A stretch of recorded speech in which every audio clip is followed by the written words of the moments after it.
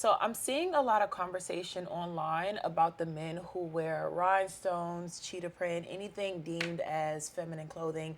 And I want to give my 2 cents. What are we going to do when this conversation is flipped on its head and turned back at us? What I mean by that is we've made it clear that certain clothing is just for the girls. So when guys decide that women are only supposed to wear dresses and skirts and high heels and stockings, what are we going to say? If you don't want to date someone who wears rhinestone, who dresses in feminine clothing, there's absolutely nothing wrong with that. But when we get online and we say things like who's going to be the boys, and we essentially call men sassy or homo simply for expressing themselves fashionably, we don't understand how we are simultaneously buying into a patriarchy that harms women more than anybody else. All of these arguments that are being made can be flipped, and we're the ones that are going to be harmed in the process. Another example is when we say things like men used to build houses, men used to go to war.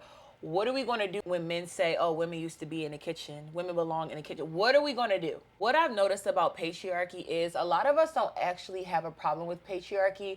We just want to cherry pick the parts that we are comfortable with and then reject everything that is directly harmful to us. What fascinates me the most about this conversation is that when we look throughout history, what we deemed as masculine clothing has consistently changed. There was a point in time where masculine clothing was wearing high heels and stockings and makeup and wigs, and now hundreds of years later, that's just not the case. That tells us that the social construct of masculinity and femininity consistently changes as we change. As a fashion girly myself, I actually really enjoy when men play around with fashion and they explore. They don't allow themselves to be boxed in.